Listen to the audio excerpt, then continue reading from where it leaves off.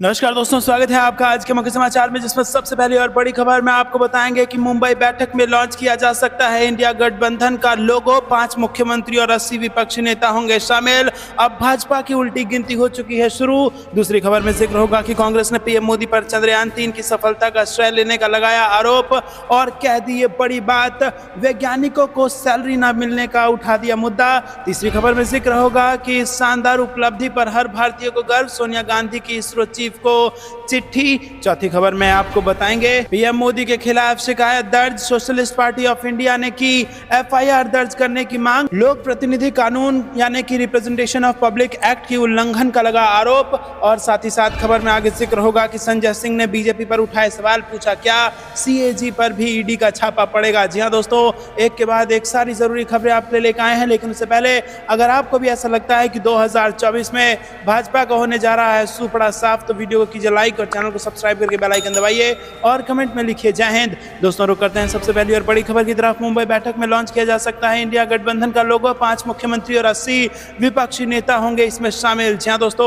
आपको बता दें कि एक के बाद एक ये तीसरी बैठक है जहां पर देश के तमाम बड़े विपक्षी दलों के नेता एकजुट होकर 2024 की सियासी लकीर खींचेंगे और भाजपा के खिलाफ क्या रणनीति बने, कौन मुखिया हो, इसको लेकर चर्चा होने वाली है। 1 सितंबर को मुंबई में होने वाली अगली बैठक में इसको लेकर के इसका ऐलान कर दिया गया है और सूत्रों ने कहा है कि विपक्षी गुट के लोगों का डिजाइन संक्षिप्त नाम की तर्ज पर आधारित होगा और गठबंधन समन्वय समिति के 11 सदस्यों के नामों पर भी फैसला करेगा, जो कि ब्लॉक के कामकाज की देखरेख के लिए बनाई जाएगी। तो यहाँ पर दोस्तों लोगो तय होने वाला है इंडिया गठबंधन का और देखना होगा कि क्या लोगों में भी विपक्षी दल एक संदेश दे पाते हैं कि नहीं। रुक करते हैं अगली ब्रेकिंग न्यूज की तरफ, लेकिन उससे पहले अगर आपको भी ऐसा लगता है कि इंडिया गठबंधन कर देगा 2024 में, तो वीडियो को लाइक करके समर्थन जरूर दर्ज कराइए। रुक करते हैं अगली ब्रेकिंग न्यूज की तरफ। कांग्रेस ने पीएम मोदी पर चंद्रयान 3 की सफलता का श्रेय लेने का आरोप लगाया और कह दी बड़ी बात। जी हां दोस्तों, कांग्रेस ने चंद्रयान 3 की सफलता के लिए भारतीय अंतरिक्ष अनुसंधान संगठन यानी कि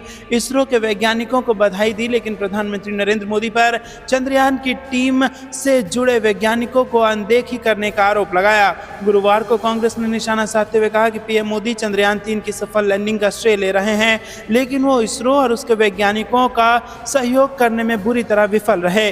कांग्रेस महासचिव के सी वेणुगोपाल ने कुछ खबरों का हवाला दिया जिनमें दावा किया गया कि अंतरिक्ष विभाग के बजट में कटौती की गई और चंद्रयान 3 पर काम करने वाले HEC यानी कि हैवी इंजीनियरिंग कॉर्पोरेशन इंजीनियरों को कई महीनों का वेतन नहीं मिला और उन्होंने कहा कि प्रधानमंत्री को अपने इन सब मुद्दों पर कुछ जवाब देना चाहिए। तो दोस्तों आपको बता दें कि देश की सेवा में लगे रहे वैज्ञानिक और कई महीनों से उनको नहीं मिली सैलरी और जब सफलता हाथ लगी तो श्रेय लेने की होड़ लग गई। हालांकि पूरे देश को अपने देश के वैज्ञानिकों पर गर्व है, लेकिन यहाँ पर सैलरी ना मिलना सरकार की विफलता की तरफ इशारा करता है। आपको क्या कुछ लगता है कमेंट में जरूर बताइए।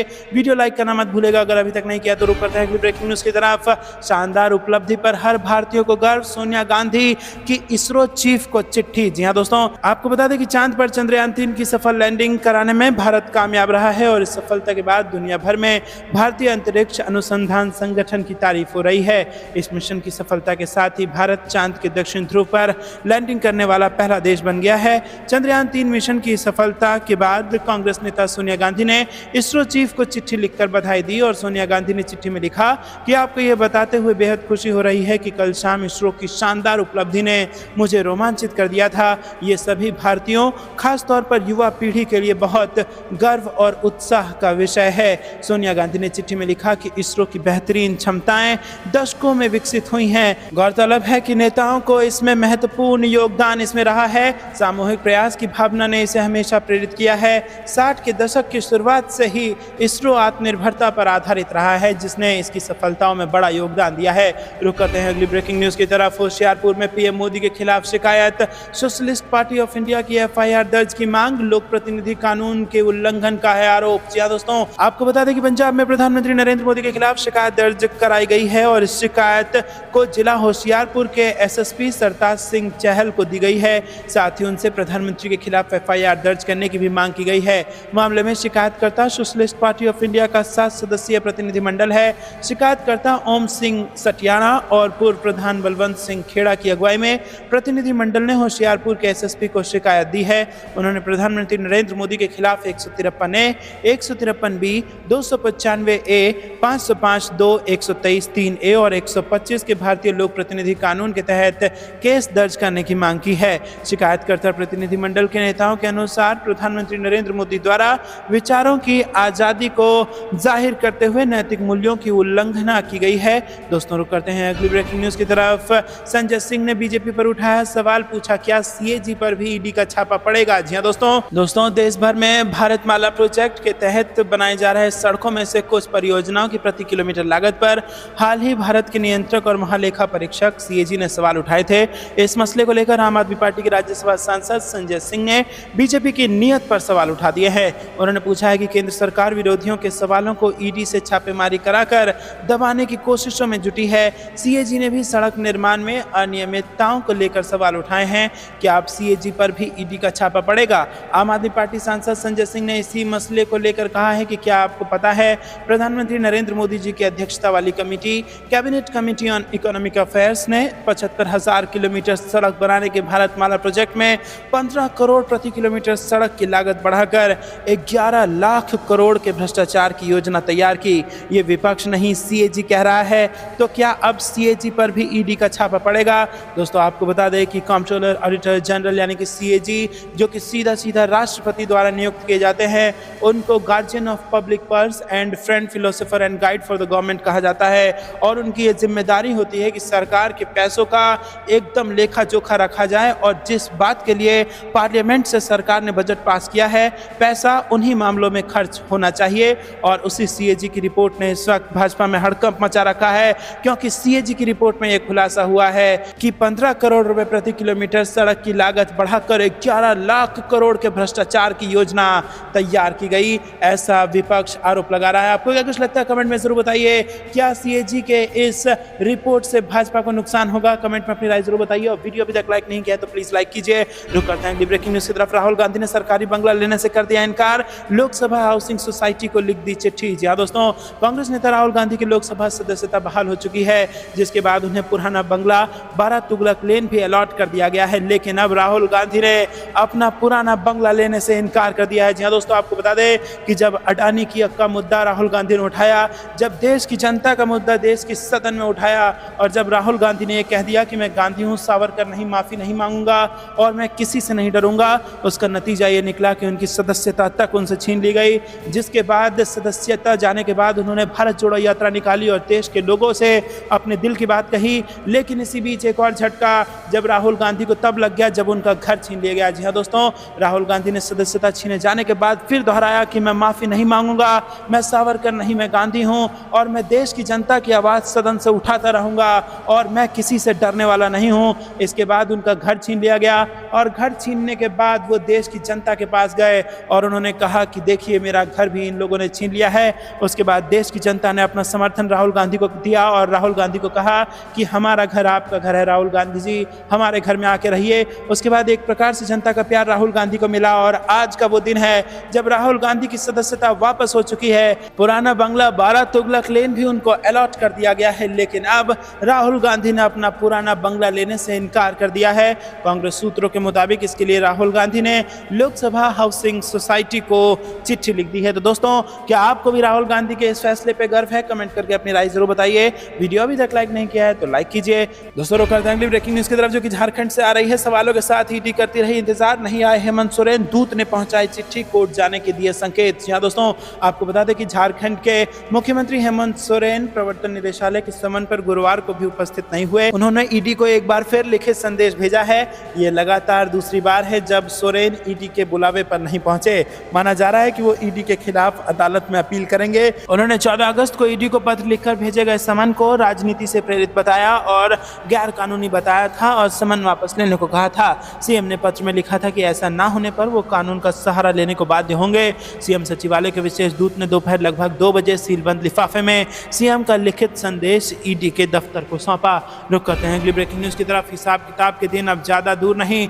भारतीय भारतीय कुश्ती महासंघ के निलंबन पर ममता बनर्जी का मोदी सरकार पर निशाना। जी हां दोस्तों, आपको बता दें कि विश्व कुश्ती की सर्वोच्च संस्था UWW ने समय पर चुनाव नहीं कराने को लेकर भारतीय कुश्ती महासंघ को गुरुवार को निलंबित कर दिया। इस पर पश्चिम बंगाल की मुख्यमंत्री ममता बनर्जी ने केंद्र सरकार पर निशाना साधते हुए कहा कि ये देश के लिए शर्मिंदगी का मामला है। तृणमूल कांग्रेस की चीफ TMC ममता बनर्जी ने कहा कि मैं ये जानकर स्तब्ध हूं कि यूनाइटेड वर्ल्ड रेसलिंग यानी कि UWW ने WFI को निलंबित कर दिया है। ये पूरे देश के लिए बेहद शर्मिंदगी की बात है। केंद्र सरकार ने शर्मनाक रूप से अहंकारी होकर और हमारी पहलवान बहनों की दुर्दशा के प्रति लापरवाही बरतकर उन्हें निराश किया है। रुक करते हैं ब्रेकिंग न्यूज की तरफ। JDU ने प्रधानमंत्री को कहा, बातें बनाना बंद करें, पर्यावरण रैंकिंग में 180 देशों में सबसे नीचे है भारत। जी हां दोस्तों, आपको बता दें कि केंद्र की भाजपा सरकार और प्रधानमंत्री नरेंद्र मोदी के खिलाफ JDU ने लगातार सबूत पेश करने की योजना बनाई है और गुरुवार को JDU ने दिखाया है कि 100 देशों की पर्यावरण रैंकिंग में भारत 180वें स्थान पे है। तो दोस्तों, अब सबूत पेश करेगी JDU और बीजेपी को घेरेगी और पहला हमला उसने पर्यावरण रैंकिंग को लेकर के कर दिया है। रुक करते हैं अगली ब्रेकिंग न्यूज की तरफ। केंद्र से मिली मदद, ऊंट के मुंह में जीरे के समान। राजीव शुक्ला बोले, हिमाचल की तबाही को राष्ट्रीय आपदा घोषित करे सरकार। जी हां दोस्तों, हिमाचल प्रदेश में भारी बारिश से हुई तबाही। एक आकलन के मुताबिक इससे राज्य को अब तक करीब 13,000 करोड़ रुपए से ज्यादा का नुकसान हो चुका है। कांग्रेस के हिमाचल प्रभारी राजीव शुक्ला ने कहा कि केंद्र सरकार हिमाचल प्रदेश की आपदा को राष्ट्रीय आपदा घोषित करे और 10,000 करोड़ का राहत पैकेज दे। उन्होंने आगे कहा कि हिमाचल प्रदेश को केंद्र सरकार की ओर से अब तक सिर्फ 200 करोड़ रुपए की सहायता मिली है, जो इस भारी नुकसान को देखते हुए ऊंट के मुंह में जीरा के समान साबित हो रही है। मीडिया से बातचीत के दौरान राजीव शुक्ला ने कहा कि हिमाचल में विध्वंसकारी बारिश से भारी तबाही हुई है। हिमाचल के इतिहास में ऐसा भयानक तबाही आज तक नहीं हुआ और राज्य में अब तक 330 जाने जा चुकी हैं और 12,000 घर तबाह हो चुके हैं। तकरीबन 13,000 करोड़ रुपए का नुकसान हुआ है। बड़े बड़े हाईवे पानी में बह गए हैं। करीब 75,000 पर्यटक और 17,000 गाड़ियां फंसी थी, जिन्हें हिमाचल सरकार ने 48 घंटे में सुरक्षित निकाल लिया। 4500 किलोमीटर की ऊंचाई पर फंसे 350 पर्यटकों को हिमाचल सरकार ने सुरक्षित निकाला।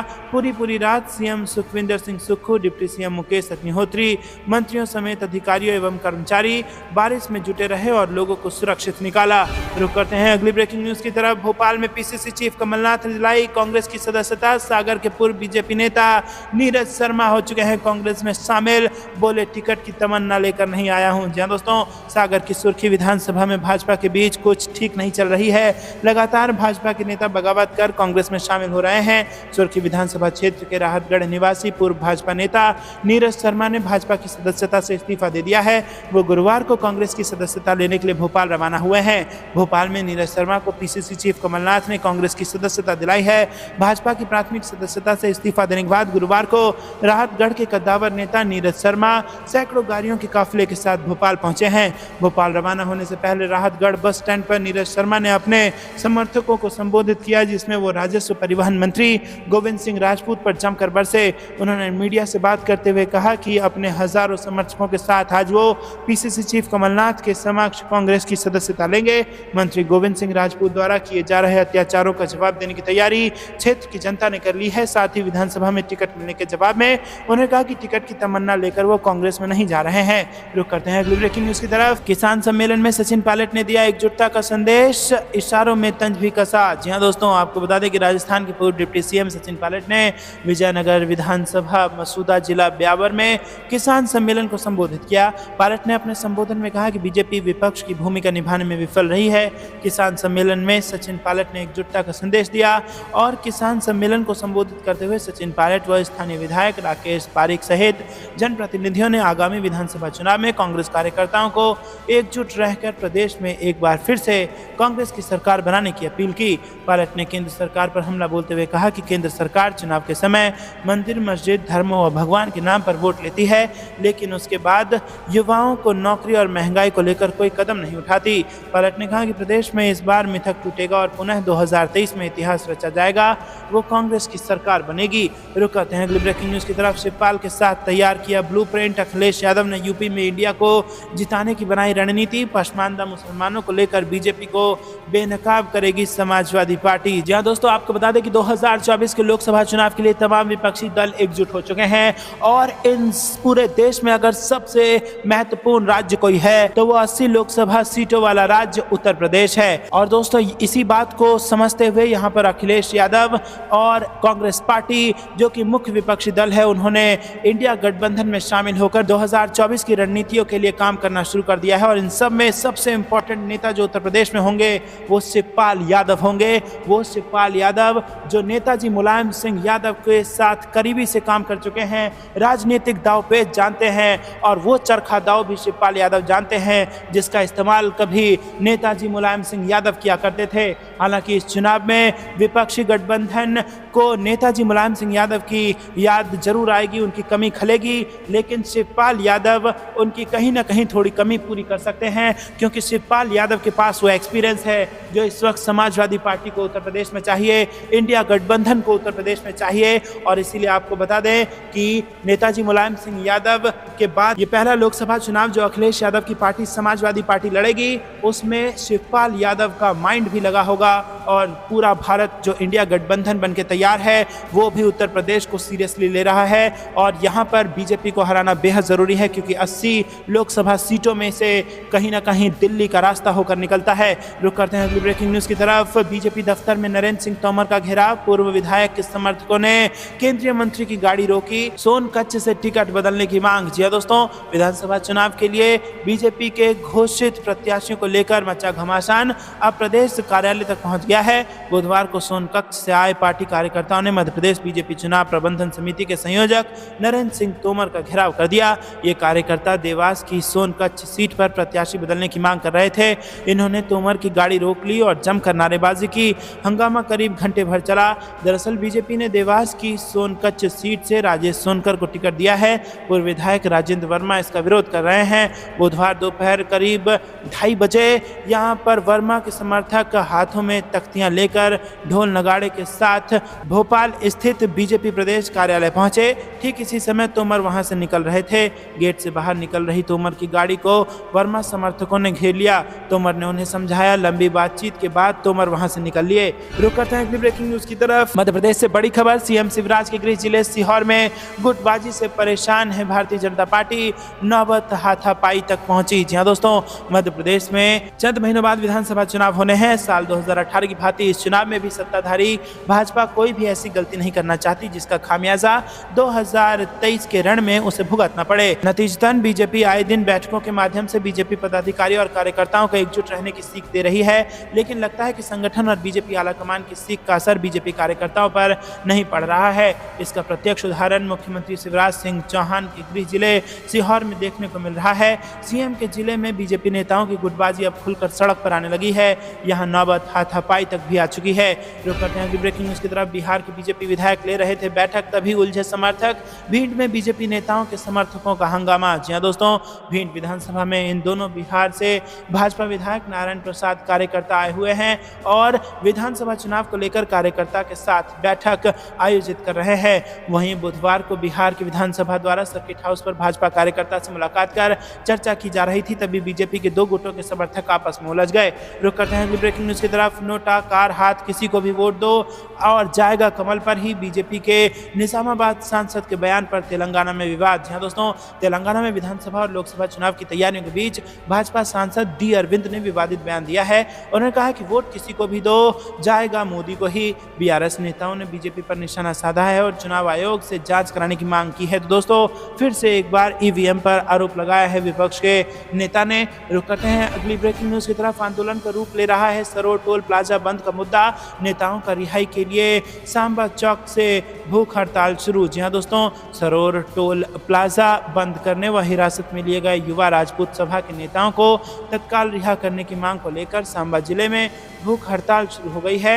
हिरासत में लिए गए युवा राजपूत सभा के नेता भी कठुआ जेल में भूख हड़ताल पर बैठे हुए हैं। दोनों जगह भूख हड़ताल शुरू होने से ये मुद्दा आंदोलन का रूप लेता जा रहा है। रुक करते हैं अगली ब्रेकिंग न्यूज की तरफ। कर्नाटक के मुख्यमंत्री सिद्धारमैया ने बेंगलुरु में इसरो अध्यक्ष एस सोमनाथ को किया सम्मानित। जी हाँ दोस्तों, चंद्रयान 3 लैंडर के चंद्रमा की सतह पर सफल सॉफ्ट लैंडिंग करने के बाद कर्नाटक के मुख्यमंत्री सिद्धारमैया ने गुरुवार को बेंगलुरु स्थित मुख्यालय में भारतीय अंतरिक्ष अनुसंधान संगठन के अध्यक्ष अध्यक्ष एस सोमनाथ को सम्मानित किया। मुख्यमंत्री ने इसरो के वैज्ञानिकों से भी बात की और भारत को चंद्रमा से दक्षिण ध्रुव पर पहुंचाने वाला पहला देश बनाने में उनके प्रयासों की व्यक्तिगत रूप से सराहना की। मुख्यमंत्री कार्यालय से एक एक्स पोस्ट में कहा गया है कि मुख्यमंत्री सिद्धारमैया ने पेन्या में इसरो केंद्र का दौरा किया और इसरो अध्यक्ष सोमनाथ सहित सभी वैज्ञानिकों और कर्मचारियों को बधाई दी जिन्होंने चंद्रयान 3 की सफलता में योगदान दिया। सोमनाथ और अन्य वैज्ञानिकों ने मिठाइयां बांटकर खुशियां साझा की। रुक करते हैं अगली ब्रेकिंग न्यूज की तरफ। गहलोत का पीएम मोदी पर हमला, कहा देश में चल रहा है तमाशा, विरोधियों को बताया जाता है देशद्रोही। जी हाँ दोस्तों, मुख्यमंत्री अशोक गहलोत ने बुधवार को मेडिकल कॉलेज से जुड़े 1266 करोड़ रुपए के 68 विकास कार्यों का वर्चुअल शिलान्यास और लोकार्पण किया। सीएम आवास पर हुए इस कार्यक्रम के दौरान गहलोत ने प्रधानमंत्री नरेंद्र मोदी को जमकर निशाने पर लिया। गहलोत ने कहा कि आज केंद्र सरकार का विरोध करने वाले लोगों को देशद्रोही बताया जाता है। इस तरह का तमाशा देश भर में चल रहा है।